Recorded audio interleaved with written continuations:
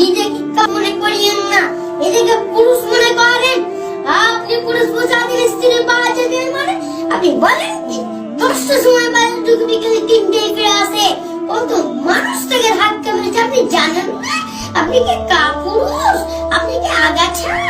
ওই যে বাজার পূর্ণ করেছে মেয়েটা, ওর কি বাপ নাই? ওই কি মুসলিম মেয়ে? ওই কি হিন্দু মেয়ে?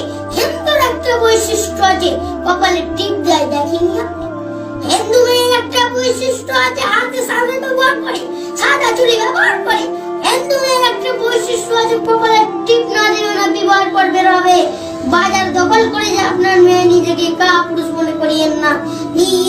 ঠিক আপনার জীবনে জন্ম দিতে পারলেই বাপ হওয়া যায় না, সব করতে পারলেই মা হওয়া যায় না।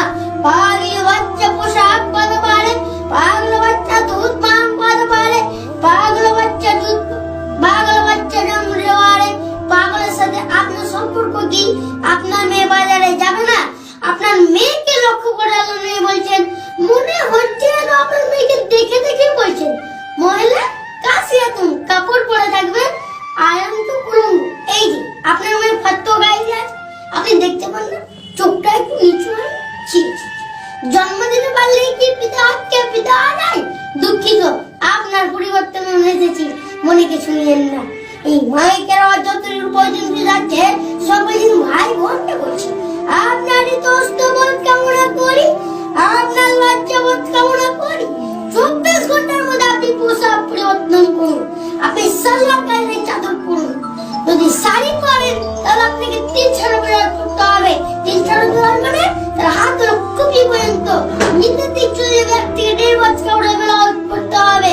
শুনুন, শাড়ি পরে ছোটবেলা উৎকায় দিয়ে এই দেশের জনগণকে পিঠ দেখিয়ে জাহান্নামের দিকে ঠেলে দিয়ে দিকে তাহাজ্জুদ পড়ে জান্নাতের আশা করবেন না। এই মেয়ে শুনো, তোমরা যারা স্কুল কলেজে পড়ো তোমাদেরকে সাবধান করতে যাচ্ছে পরিবর্তন হও। আল্লাহ তাআলা বলেছেন, ইন্নাকা ইয়াকরাবুল আলবাব।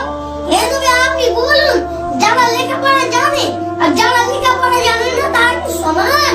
নিশ্চয় শিক্ষিত মানুষ উপদেশ গ্রহণ করে, নিশ্চয় শিক্ষিত মানুষ উপদেশ গ্রহণ করে, নিশ্চয় শিক্ষিত নারী উপদেশ গ্রহণ করে। তোমরা বলে যাচ্ছি